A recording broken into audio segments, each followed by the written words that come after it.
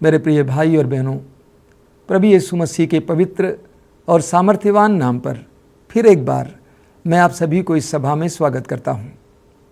इस संध्या के समय हम प्रभु के पवित्र वचनों को सुनेंगे और प्रभु के सानिध्य में बैठेंगे। प्रभु यीशु ने कहा है, जहाँ 2 या 3 मेरे नाम पर इकट्ठे होते हैं उनके बीच में मैं उपस्थित रहता हूँ। ये प्रभु की प्रतिज्ञा है और उसी प्रभु के उस वचन की योग्यता से मैं आपके लिए प्रार्थना करूंगा कि आप प्रभु के सानिध्य का इस समय अनुभव करें। मैं आप सबसे अनुरोध करूंगा कि इस कार्यक्रम के बारे में अधिक से अधिक लोगों को जानकारी दें, ताकि वे भी इस कार्यक्रम के द्वारा अलग अलग प्रकार के अनुग्रहों से संपन्न हो जाएं। आइए हम प्रार्थना करें। स्तोत्र 37 के वाक्य 5 में प्रभु कहते हैं, अपना जीवन प्रभु को अर्पित करो।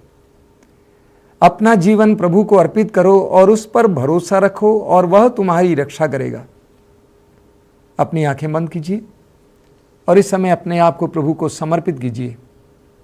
प्रभु के पवित्र वचन को आपके कान तक पहुंचने दीजिए, आपके हृदय तक पहुंचने दीजिए। अपना जीवन प्रभु को अर्पित करो, उस पर भरोसा रखो और वह तुम्हारी रक्षा करेगा। अपना जीवन प्रभु को अर्पित कीजिए। अपने जीवन की समस्याओं को, संकटों को प्रभु को समर्पित कीजिए और उस पर भरोसा रखिए और वह आपकी रक्षा करेगा। इस गीत के साथ जुड़ जाइए और अपने हृदय के भावों को प्रभु के सामने रखते जाइए। यह विश्वास कीजिए कि प्रभु आपके जीवन को अपने हाथों में ले रहे हैं। संपूर्ण समर्पण कीजिए। मुझको बुलाकर मुझसे कहा, मेरे हो तुम, मेरे हो तुम। अब आनंद के गीत सुनाओ। उसने मुझे चुन लिया, माता के जैसे मुझको संवरता, एक पल भी दूर न जाता। हाँ, एक पल भी दूर न जाता।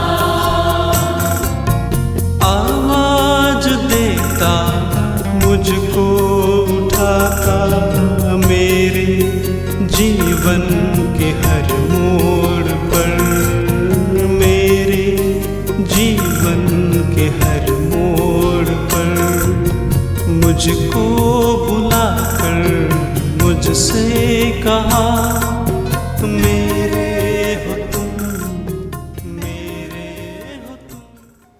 अपनी आंखें खोलिए। मेरे प्रिय मित्रों, हमें प्रेरित चरित्र के अध्याय 16 में एक बहुत ही रोचक बात पढ़ने को मिलती है। वहां पर हम पढ़ते हैं कि प्रभु यीशु के शिष्य पौलुस और सीलस फिलिप्पी नामक नगर में प्रभु यीशु मसीह का सुसमाचार का प्रचार कर रहे थे और प्रभु का सुसमाचार सुनाने के कारण वे बंदी बना लिए गए और वे बहुत बुरी तरह से पीटे गए। वे बुरी तरह से घायल किए गए और बंदी गृह में डाले गए। उनके हाथ और पांव में जंजीरें लगी हुई थी। और आप जानते हैं बंदी गृह में वे क्या कर रहे थे? बिलख रहे थे, रो रहे थे, सिसक रहे थे।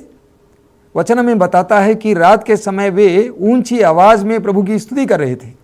देखिए, हम सभी विश्वासियों के लिए बहुत सुंदर उदाहरण है। दुख सहते समय भी वे प्रभु की स्तुति कर रहे थे, इतनी ऊंची आवाज में कि पूरे बंदी गृह में जितने लोग थे उन सबों ने उनकी आवाज को सुना। और आधी रात के समय उनकी स्तुति के दौरान बहुत बड़ा चमत्कार हुआ। वचन हमें बताता है कि भूकंप हुआ और बंदी गृह के द्वार खुल गए और बंदियों की बेड़ियां ढीली हो गई।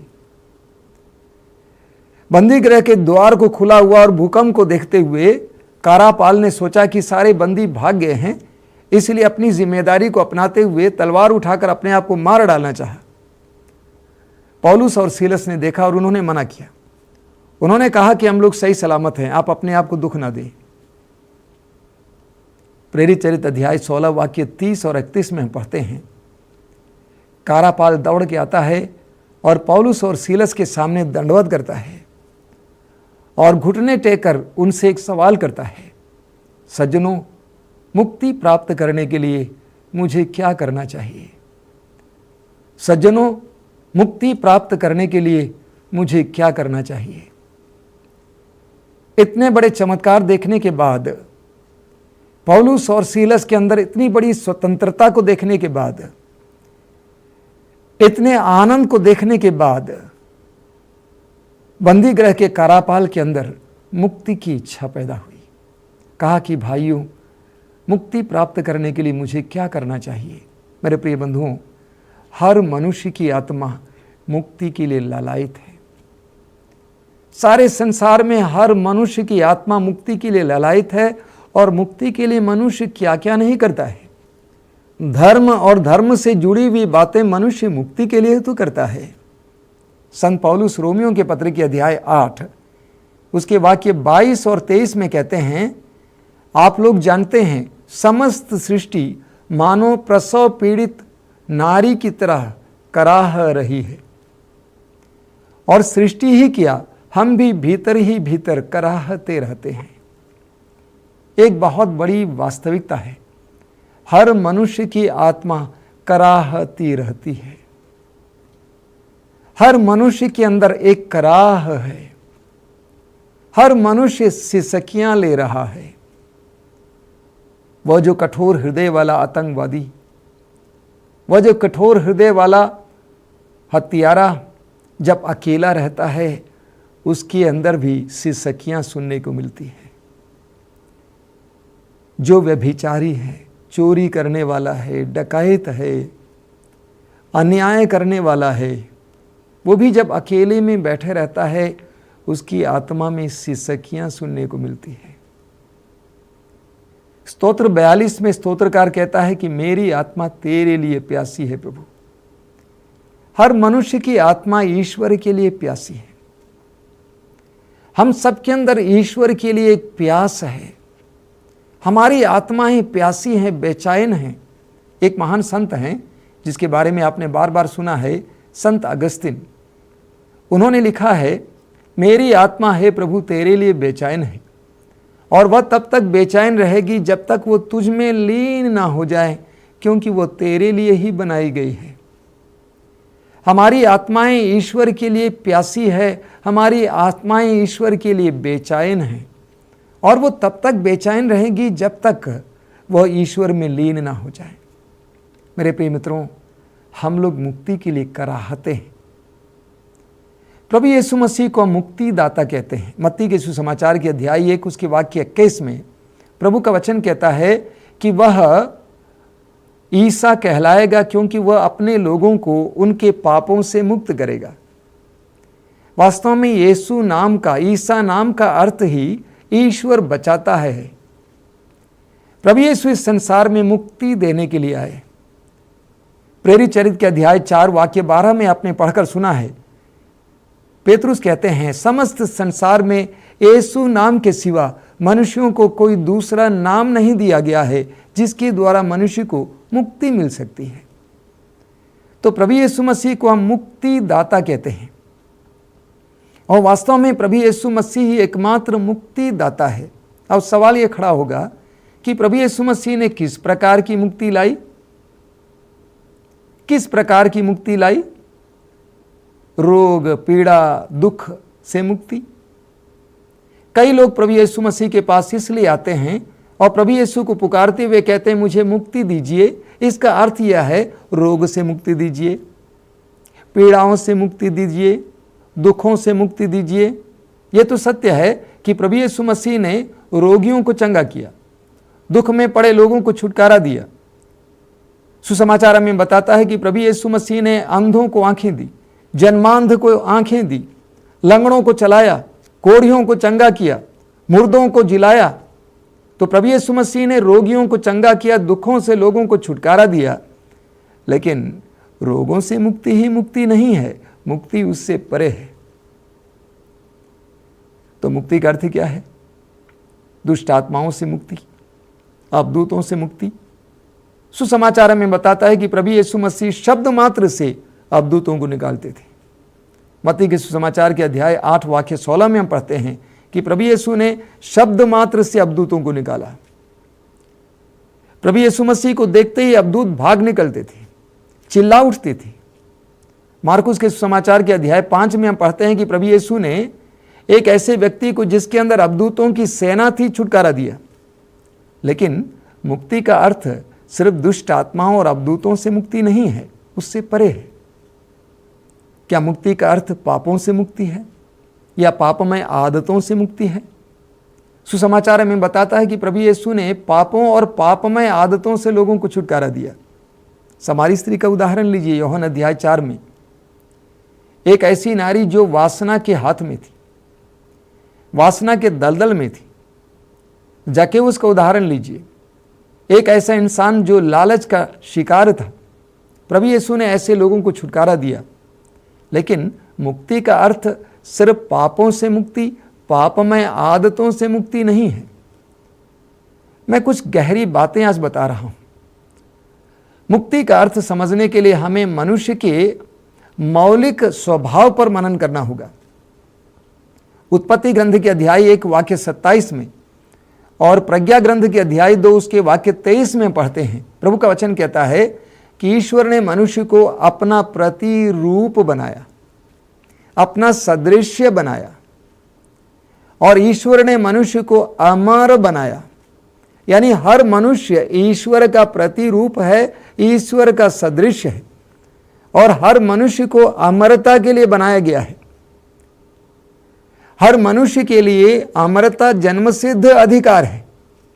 तो ईश्वर ने हमें अमरता के लिए या अनंत जीवन के लिए बनाया है। और जो भी बातें इस अनंत जीवन से हमें वंचित करती हैं, जो भी बातें इस अमरता के मार्ग पर, प्रशस्त करने के मार्ग पर हमारे लिए बाधा बन जाती हैं, उन बाधाओं से, उन बातों से मुक्ति ही मुक्ति है। यानी अनंत जीवन के लिए जो हमें रोक देती हैं, अनंत जीवन के मार्ग पर जो रोड़े बनकर आते हैं, चाहे वो धन हो, चाहे वो वासना हो, चाहे वो बुरी आदतें हों, चाहे वो गलत संगति हो, जो भी बातें हों, जो भी चीजें हैं, उन सारी बातों से छुटकारा देना ही वास्तव में मुक्ति है। अर्थात मुक्ति का दूसरा अर्थ है अनंत जीवन। दूसरा शब्द है अनंत जीवन।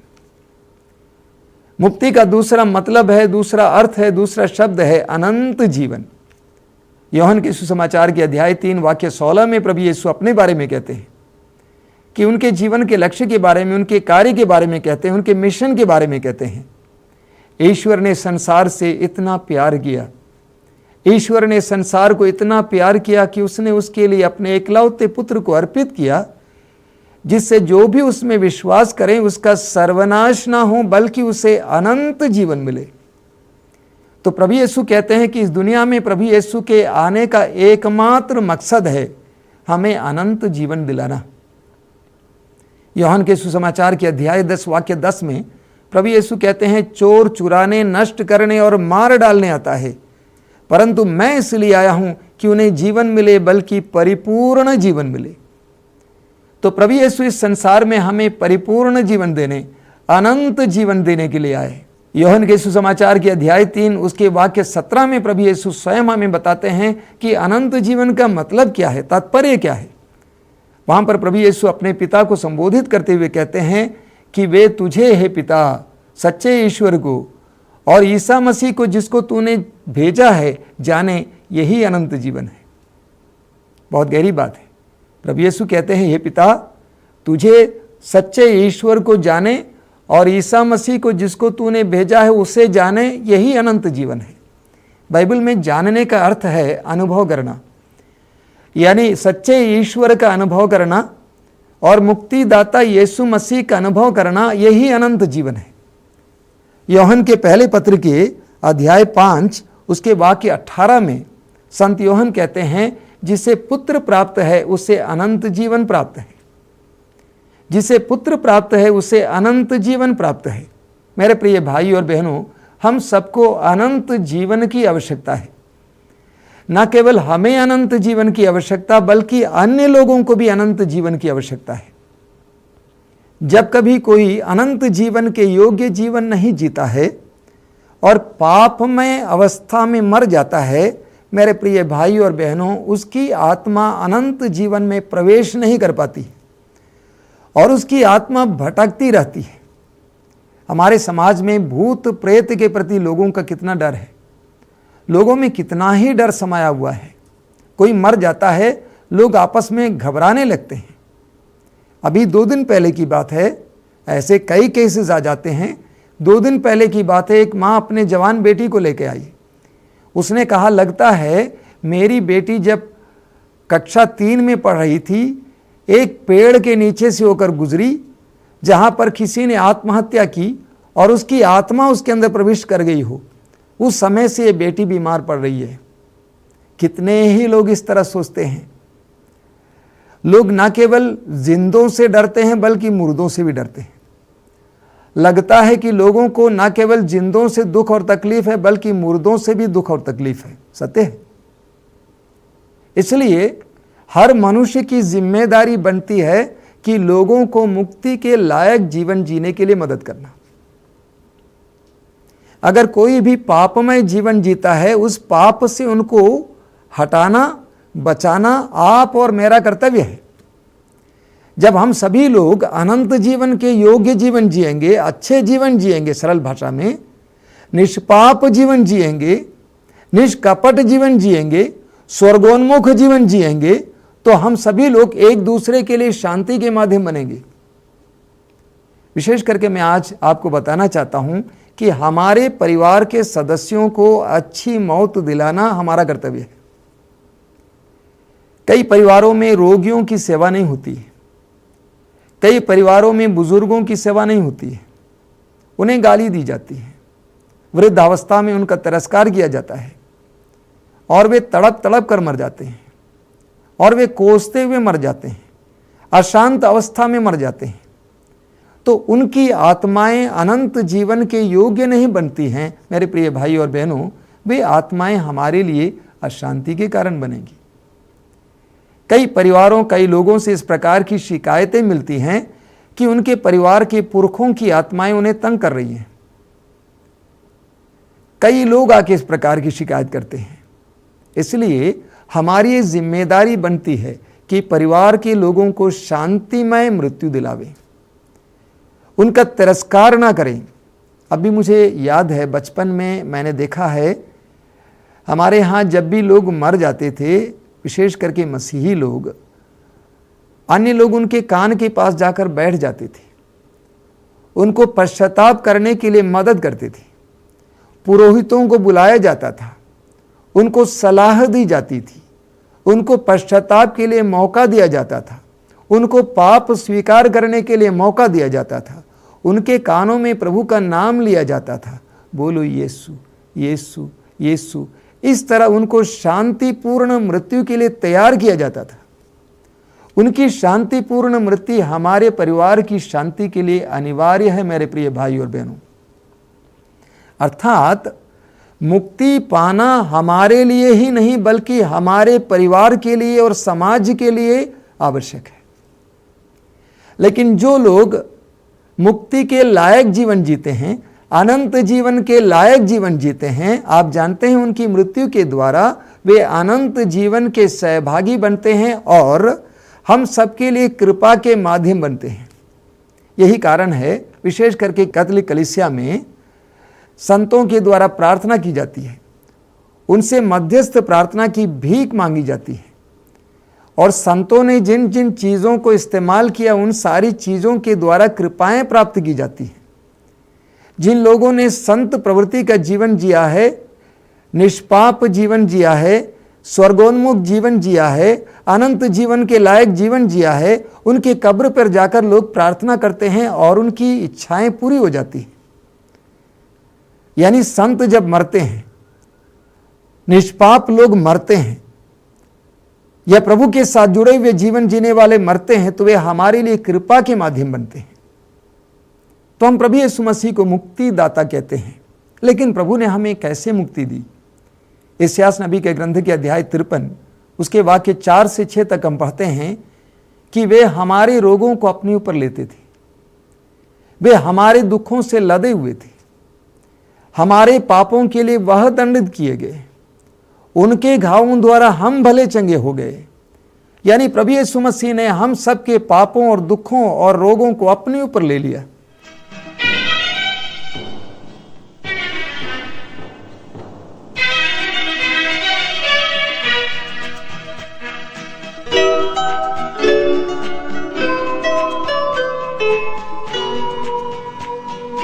अपने लहू से धोया है तुम, पापों को मेरे मिटाया है तुम। अपने लहू से धोया है तुम, पापों को मेरे मिटाया है तुम। अब ना मुझे किसी का डर है, अब ना मुझे किसी का डर है। अपना मुझे बनाया है तुम, अपने लहू से धोया है तुम, पापों को मेरे मिटाया है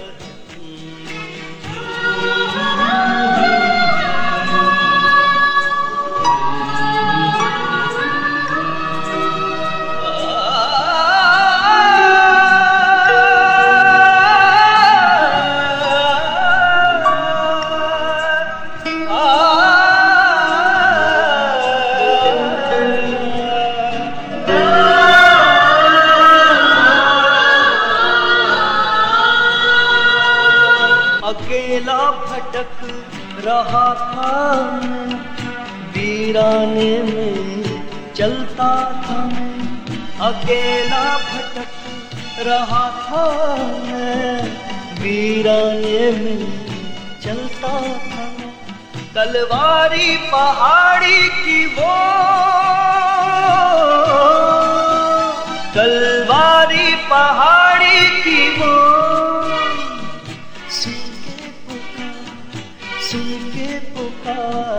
सुन के पुकार तेरी शरण आया हूँ, तेरी शरण में आया हूँ। प्रभु यीशु मसीह ने क्रूस पर हमारे लिए बलि चढ़ाया। उनके बलिदान के द्वारा हमारी मुक्ति हुई है। और इस मुक्ति को हम कैसे प्राप्त करेंगे? रोमियों के पत्र की अध्याय 3 वाक्य 25, वहां पर संत पौलुस कहते हैं कि ईश्वर ने चाहा कि ईसा रक्त बहाकर पापों का प्रायश्चित करे और हम विश्वास के द्वारा उसका फल प्राप्त करें। तो प्रभु के उस महान बलिदान के द्वारा हमारे मुक्ति के लायक महान कार्य ईश्वर ने किया है। लेकिन उस बलिदान का फल कैसे हम प्राप्त करेंगे? संत पौलुस कहते हैं विश्वास के द्वारा उसका फल प्राप्त करेंगे। प्रभु यीशु मसीह के उस मुक्तिदायी बलिदान पर विश्वास के द्वारा हम प्राप्त करेंगे। रोमियों के पत्र की अध्याय 3 वाक्य 22, वहां पर संत पौलुस कहते हैं कि यह मुक्ति विश्वास के द्वारा प्राप्त होती है। बिना भेद भाव के सबके लिए यह मुक्ति है और यह मुक्ति विश्वास के द्वारा प्राप्त होती है। इसीलिए जब पौलुस से पूछा गया कि सज्जनों, मुक्ति प्राप्त करने के लिए मुझे क्या करना चाहिए, तो पौलुस और सीलस ने एक आवाज में कारापाल से कहा, आप यीशु मसीह में विश्वास कीजिए, आपको और आपके परिवार को मुक्ति मिलेगी। आप यीशु मसीह में विश्वास कीजिए, आपको और आपके परिवार को मुक्ति मिलेगी। प्रभु यीशु संसार के मुक्ति दाता हैं। प्रभु यीशु ने हमारी मुक्ति के लिए अपने आप को कुर्बान किया है। प्रभु यीशु के बलिदान में हमारे पापों के लिए प्रायश्चित हुआ है। प्रभु यीशु के बलिदान के द्वारा हमारे लिए मुक्ति का मार्ग खुल गया है और जो प्रभु के उस बलिदान पर विश्वास करता है उससे मुक्ति प्राप्त होती है। आज हम लोग प्रभु यीशु के उस महान बलिदान पर विश्वास करेंगे। अगर आपके घर पर क्रूस है, उस क्रूस की ओर आज देखेंगे, उस महान बलिदान को याद करेंगे और आज प्रार्थना करेंगे अपने लिए, अपने परिवार के लिए, परिवार के लोगों के लिए कि हे प्रभु, तेरे उस महान बलिदान के द्वारा जो मुक्ति का फल तूने प्राप्त किया है उसे मुझे भी प्राप्त होने दें, मेरे परिवार को भी प्राप्त होने दें। अपनी आंखें बंद कीजिए, दोनों हथेलियों को खुला रखिए। आइए हम प्रार्थना करें। हे प्रभु यीशु, संसार भर के सभी लोगों के पापों के लिए तूने क्रूस पर अपने आप को बलि चढ़ाया। तेरे पवित्र बलिदान के द्वारा हमें पापों से मुक्ति मिलती है, बंधनों से मुक्ति मिलती है, दुष्ट आत्माओं से मुक्ति मिलती है और हमारे लिए अनंत जीवन का मार्ग खुल जाता है। हे प्रभु यीशु, यूहन्ना के सुसमाचार के अध्याय 11 उसके वाक्य 25 में तूने कहा है, जो मुझ पर विश्वास करता है वो मरने पर भी जीवित रहेगा, और जो मुझ में विश्वास करते हुए जीता है वो कभी नहीं मरेगा। मेरे प्यारे यीशु, इस समय इन पवित्र वचनों को सुनने वाले मेरे भाई बहनों को विश्वास का वरदान दीजिए। तेरे उस महान बलिदान के मुक्ति का फल उन्हें प्राप्त हो, उस बलिदान का फल उन्हें प्राप्त हो। तेरे पवित्र नाम की योग्यता और शक्ति से विभिन्न प्रकार के बंधनों से, विभिन्न प्रकार के दुष्ट आत्माओं से, विभिन्न प्रकार के रोगों से इसी वक्त इन वचनों को सुनने वाले मेरे भाई बहनों को छुटकारा मिले, चंगाई मिले। मैं विश्वास करता हूँ तू मेरी प्रार्थना सुन रहा है। तेरी स्तुति हो।